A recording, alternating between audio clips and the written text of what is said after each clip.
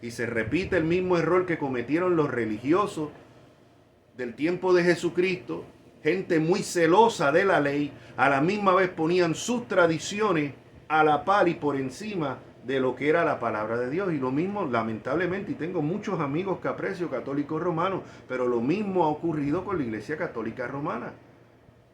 No, que es la verdadera iglesia, que fue la que Pedro fundó y que la historia nos da la razón. No, ni la Biblia ni la historia. La iglesia primeramente no nace en Roma, nace en Jerusalén.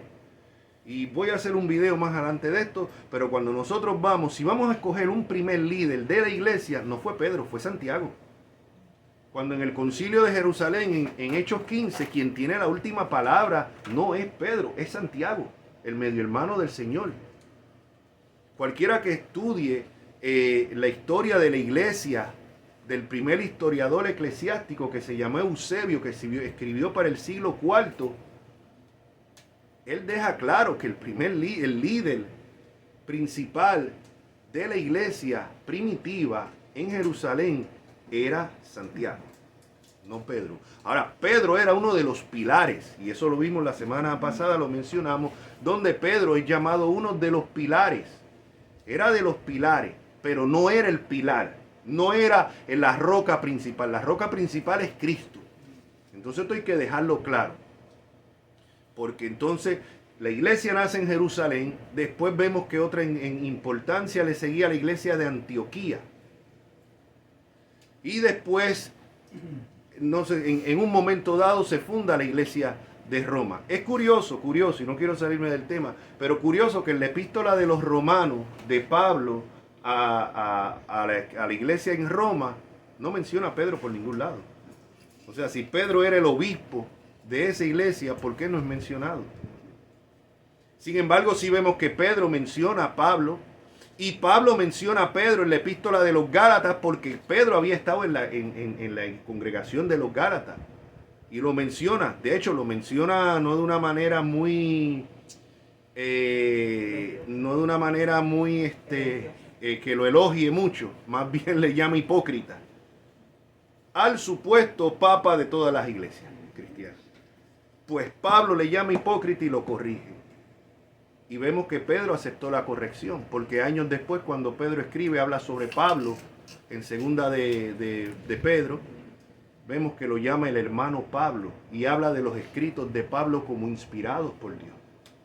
Entonces esto es importante, esto no es un ataque aquí a nuestros amigos católicos romanos, esto es simplemente historia. ¿Por qué traigo esto? Porque entonces, aparte que Pablo, y esto cuando vamos a Hechos 15, Pablo le habla a los líderes de la iglesia en Éfeso y le dice que van a entrar lobos rapaces. Él le dice a la iglesia, a los líderes que él está hablando, a los ancianos, van a entrar lobos rapaces de afuera. Pero dice, pero entre ustedes mismos se van a levantar personas que hablen cosas perversas.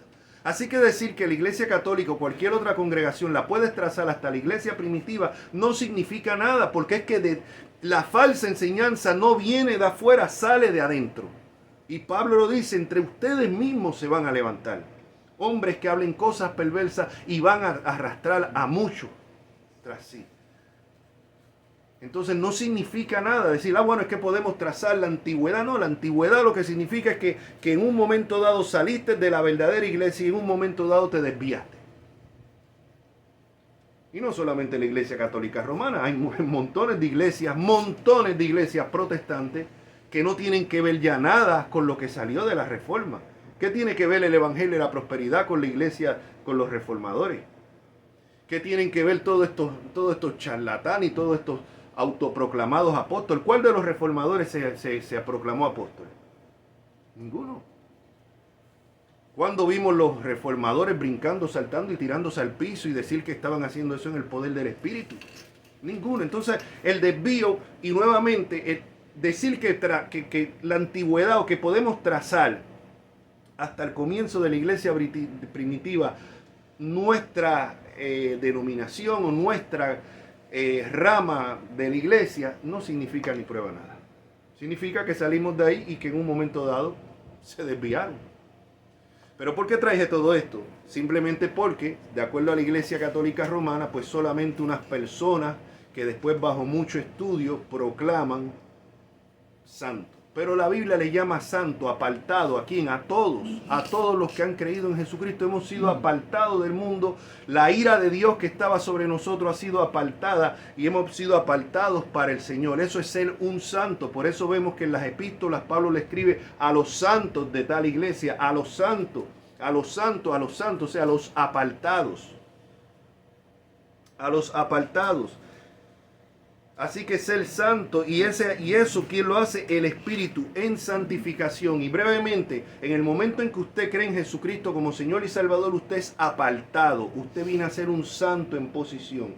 Pero usted está llamado, entonces comienza lo que es el proceso de santificación. Está llamado, si usted es un verdadero santo, a vivir en santidad. A ser un santo en la práctica. Usted no me diga que usted es un santo en posición y no es santo en la práctica, porque eso lo que dice que tampoco lo es en posición. Es que tenemos los extremos en todo. Yo he oído personas, no, pero es que nadie es perfecto, que nadie de eso, ¿no? Entonces tú estás hablando, a mí. Mire, a mí me han acusado de ultracalvinista, hipercalvinista, a mí me han acusado de arminiano, o sea, de los dos extremos. A mí me han acusado de legalista, a mí me han acusado de ser de liberal. O sea, de todo. Pero no, yo me mantengo en lo que dice la Escritura. No voy a caer en el libertinaje, pero tampoco en el legalismo. No creo en el legalismo, pero no me voy a ir al extremo del libertinaje. Me mantengo centrado en la palabra de Dios. Y es muy común dentro de los ambientes cristianos o irse por un lado o irse hacia el otro extremo. Y eso lo vemos, las iglesias legalistas, la mujer no puede maquillarse, la mujer no puede usar arete o pantalla, la mujer no puede usar pantalones. El hombre no puede ni siquiera, una chiva como esta es ya disciplina. O sea, el largo del pelo, todo este tipo de cosas.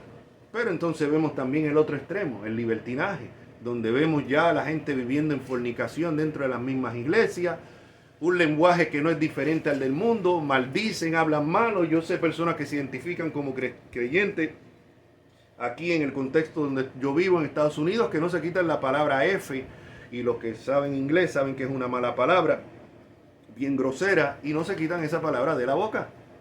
Y yo lo escucho constantemente, lo escucho en la calle, personas. De hecho, recientemente uno me dijo, no, yo soy cristiano. Yo, ¿cómo? Sí. Yo, y es como que se quedó sorprendido de la cara que yo puse, pero... negro, es que yo te escucho a ti, te veo a diario, te oigo hablar. O sea, no se diferencia. O sea, no es que el cristiano va a tener una vida perfecta, que no va a pecar, que no va a fallar. Pero una cosa es eso y otra cosa es practicar el pecado. El cristiano verdadero peca, cae, pero se duele por el pecado. Se humilla ante Dios. Si yo eché una mentira, ahora me vi un aprieto y me eché una mentira por salir del paso porque me paniqué, como decimos nosotros, me asusté. Pues señores, mentí y ahí el Espíritu Santo me va a inquietar y me va a hacer sentir mal y me va a dar ese dolor. Y Dios mío, perdóname porque pequé contra ti. No porque pequé contra la persona a la que le mentí, que lo hice. Pero primeramente pequé contra Dios. Ahora, el que practica el pecado, no. Mentí, no, es que eso es lo que había que hacer. O es que tú, no, como me han dicho a mí, es que tú nunca mientes. Pues cuando yo le digo, mira, yo no acostumbro a mentir, que en un momento dado lo he hecho, sí lo he hecho, pero yo no acostumbro a mentir. Para mí vale mucho la palabra. Como cristiano no puedo hacerlo.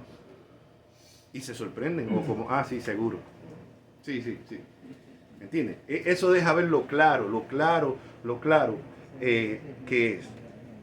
Pero estamos llamados en el momento el Espíritu Santo, el Padre elige, el Espíritu Santo es el que hace la obra de que nos aparte, el Espíritu Santo es el que renueva, el que circuncida el corazón. Es el que hace esa obra en nosotros, el que nos aparta de la ira de Dios que estaba sobre nosotros. Y versículo, y dice...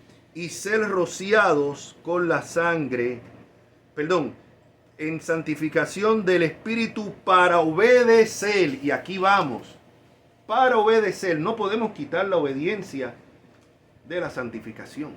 Para obedecer y ser rociados con la sangre de Jesucristo. Y esto, o sea, aquí vemos aquí la Trinidad en la salvación, para obedecer. Para obedecer. Jesucristo dijo claramente, por su fruto se conoce el árbol. No es por lo que afirme ser. Muchas personas están muy decepcionadas de muchos de esos cristianos, son unos hipócritas. Yo he visto gente cristiana que son peor que los más incrédulos. Y es una verdad a media, porque dentro de las congregaciones, sí, yo mismo he conocido personas que han hecho cosas peores que los incrédulos. Ahora, la cuestión es si esos son cristianos de verdad.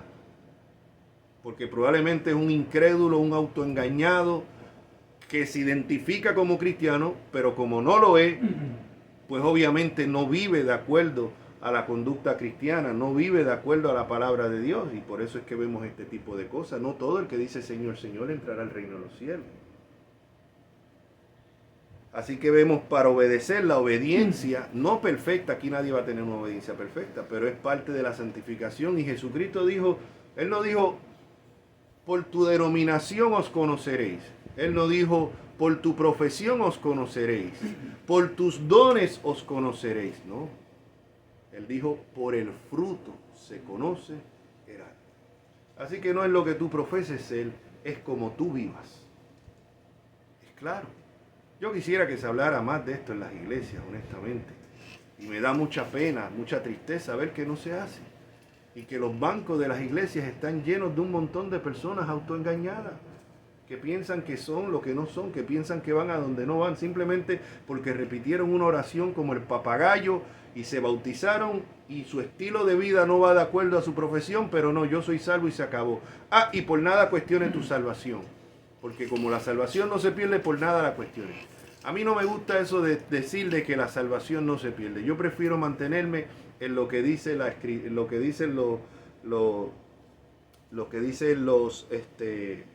dijo Jesús, y en lo que se mantienen lo que son de estos de fe de los reformados, que es la perseverancia de los santos. Yo creo en la perseverancia de los santos. El verdadero creyente va a perseverar hasta el fin, no va a perder su salvación, va a perseverar. Ahora, el que diga que, bueno, entonces porque la salvación no se pierde, vivo como yo me dé la gana, bueno, pues ahí está mostrando, mijo, que no eres salvo. Ahí lo dejas claramente. Ah, no, pero no diga que la perseverancia de los santos, no diga porque entonces la gente va a irse a pecar y no. Bueno, el que se vaya a pecar es porque verdaderamente no es santo, porque verdaderamente no ha nacido de nuevo. Así que vemos aquí para obedecer y ser rociados con la sangre de Jesucristo, y esto nos trae de vuelta a lo que en Deuteronomio vemos en la ley, cómo eran rociados con la sangre del animal del sacrificio, pues los creyentes son rociados por la sangre del Cordero de Dios Jesucristo. Y termina, gracia, gracia significa favor inmerecido, y paz. Gracia y paz os sean multiplicados. La paz es la consecuencia de la gracia. Primero viene la gracia.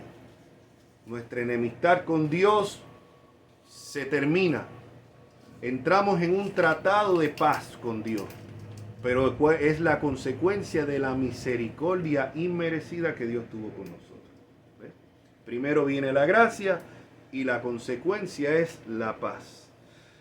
Versículo 3 dice, bendito el Dios y Padre de nuestro Señor Jesucristo, que según su grande misericordia nos hizo renacer para una esperanza viva. Una esperanza viva. ¿Según qué? Según su misericordia. Aquí podemos tener mucha esperanza en diferentes cosas y de repente se arruinan. La casa de nuestros sueños, un tornado se la lleva con mucho sacrificio. La salud, a pesar de uno cuidarse, qué mejor ejemplo que este querido hermano que partió hace poco con el Señor, el hermano Arturo Pérez, un hermano que se cuidaba, un hermano que yo lo conocí en persona, era muy cuidadoso en su alimentación. Cuando yo lo llamaba, lo llamaba casi siempre como a las 6, porque sabía que lo agarraba en la calle, que en su caminata, él salía a caminar todas las tardes, y cuando siempre yo lo llamaba, Ricky, sí, ¿cómo estás aquí caminando? Pues mire, le dio esa enfermedad tan terrible del cáncer y acabó con él. O sea, quiere decir que aún, eso no es excusa para decir, bueno, como dicen algunos, vaya, total nada. ¿Qué me voy a cuidar si el día que se va uno, se va y ya punto? Ya Dios ha determinado así que no me cuido. No, aquí caemos otra vez en no caer en el fatalismo. Usted se cuida lo mejor que usted puede. Usted se alimenta lo mejor que usted puede. Si ya Dios ha determinado que se lo lleva con cierta enfermedad, eso es cosa de Dios, pero usted no es responsable de eso. Ahora, si usted se alimenta malísimo y tiene todas las arterias tapadas y el azúcar por las nubes, por lo mal que se alimenta, entonces no diga, ay bendito, es que esto es la voluntad de Dios. No, usted es lo que es un irresponsable. Irresponsable y que no aprecia ni siquiera a sus propios familiares, que le tiene una carga ahí encima de ellos, preocupándolo, cuando usted sabe que se tiene que alimentar mejor por orden del médico y no lo hace y después va corriendo el domingo, pastor, ore por mí. Ore por mi diabetes. Y acabó de salir de Dunkin' Donuts y meterse una docena de donas. Ah, pero ore por mi diabetes. No, señor, eso no es así. Eso no es así. O sea, hay una responsabilidad. Repito, la soberanía de Dios no anula la responsabilidad humana.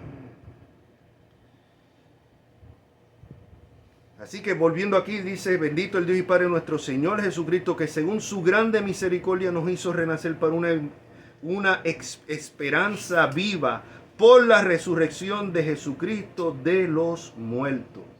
Esa es la espina dorsal del Evangelio, la resurrección de Cristo. Eso es lo que lo hace diferente a todos, a Mahoma, a Buda y a todos los demás. Su resurrección. Él probó ser quien él dijo ser y que su sacrificio fue aceptado por Dios por la resurrección entre los muertos. Para una herencia incorruptible, es incontaminada e inmarcesible, reservada en los cielos para vosotros. Esa es la esperanza que nosotros tenemos. En medio de todas las pruebas, en medio de todas las tribulaciones, en medio de todos los sinsabores en esta vida, hay una esperanza. Nuestra salud se puede perjudicar, la podemos perder, nuestra casa la podemos perder, los seres queridos los vamos perdiendo poco a poco. Todo esto, todo en esta tierra se puede perder. Una persona hoy puede tener salud, mañana en una visita al médico le dice que ya no la tiene y que tiene una enfermedad terminal. Una persona puede tener una buena posición económica y de repente perderlo todo y quedar en la ruina. Pero la esperanza que tenemos en los cielos, en la salvación, esa es una esperanza viva. Es una esperanza que dice que es incorruptible, es incontaminada e inmarcesible, reservada en los cielos para vosotros, que sois guardados por el poder de Dios mediante la fe. No es de nosotros, somos guardados por el poder, no de nosotros, aunque esto no significa que seamos pasivos. Esto en ningún momento significa que seamos pasivos. El poder viene de Dios. El poder viene de su Santo Espíritu. Somos guardados por el poder mediante ¿qué? La fe. La diferencia del cristianismo, el verdadero cristianismo, el Evangelio y todas las demás religiones, es que el Evangelio establece que somos salvos no por ninguna obra, sino solamente por la fe en Cristo. No es fe más obra igual salvación, no es fe sin obra, salvación, consecuencia, buenas obras. Ese es el orden. No estamos diciendo, porque vuelvo a digo, por el fruto se conoce el árbol. Una persona que diga ser cristiana y su estilo de vida lo contradiga, pues obviamente no lo es. Pero es que no va a hacer cosas buenas para ser cristiana, es que hace cosas buenas a consecuencia de que es cristiana. ¿Ven? A la perfección no. Entonces somos la única religión que se separa de todas, es el verdadero cristianismo. No el cristianismo tradicional de Roma, porque ese también mezcla obra con fe más salvación. Inclusive después que te mueres ni siquiera seguridad tienes y tienes que ir a un purgatorio a purgar tú mismo tus pecados. Porque obviamente lo que Jesucristo hizo en la cruz, según esta creencia, no fue suficiente.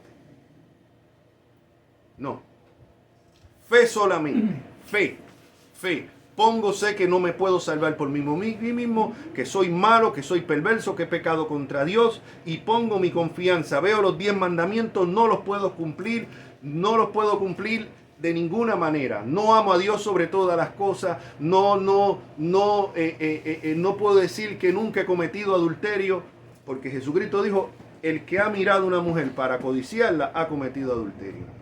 Y a ver si alguien en toda su vida puede decir que nunca miró a nadie del sexo opuesto y lo ha codiciado. Entonces, no, es que yo nunca he cometido el acto. Bueno, es que ya Jesús puso el estándar más alto. Así que nadie. ¿Quién puede decir que nunca ha codiciado lo del prójimo? Si no, no se molestará a nadie en la iglesia cuando le da un reconocimiento a alguien y a él no se lo dan. O cuando le dan una posición en el trabajo a uno y a él no se lo dan. Si amarás al prójimo como a ti mismo, al revés te alegraría. Gloria a Dios que han dado esa posición a mi hermano. ¿No? O sea, en cuento corto, nadie puede, solamente por la fe. La ley lo que hace es mostrarnos nuestra incapacidad. Cuando se muestra la ley de Dios, muestra nuestra incapacidad para cumplirlo. Estamos destruidos, no podemos cumplir, no podemos salvarnos. Ahí es que ponemos la fe en lo que Jesucristo hizo. La salvación es solamente por fe. Soy guardado por el poder de Dios mediante, oiga bien, el poder de Dios es el poder de Dios el que nos guarda. ¿Cuál es el instrumento? Mediante la fe. El Dios que establece el fin, establece los medios. Siempre es importante tener eso claro. Para alcanzar la salvación que está preparada para ser manifestada en el tiempo postrero. Esa salvación no se manifiesta ahora. Ahora seguimos como los demás mortales, seguimos pasando tribulación, seguimos pasando pruebas, nos enfermamos sin sabores, las dificultades de la vida que enfrenta todo el mundo. No se diferencia, le da cáncer al cristiano y al no cristiano. O sea, aquí lo que sí se diferencia es cómo enfrenta el cristiano, y eso lo vamos a ver en el próximo mensaje cuando entremos a lo que es las pruebas, ¿no? El cristiano y las pruebas, que vamos a entrar en el versículo 6 en adelante. El propósito de las pruebas en la vida del cristiano. Ahí se va, cómo enfrentamos las pruebas, ahí es que se va. Pero mientras estemos aquí no se va a manifestar. Yo voy a tener que seguir utilizando lentes, porque soy miope. Algunos hermanos van a tener que seguir utilizando su bastón, su andador. O sea, mientras estemos aquí, vamos a seguir. Aquí no se va a manifestar ese cuerpo glorificado. Eso se va a manifestar en el día postrero.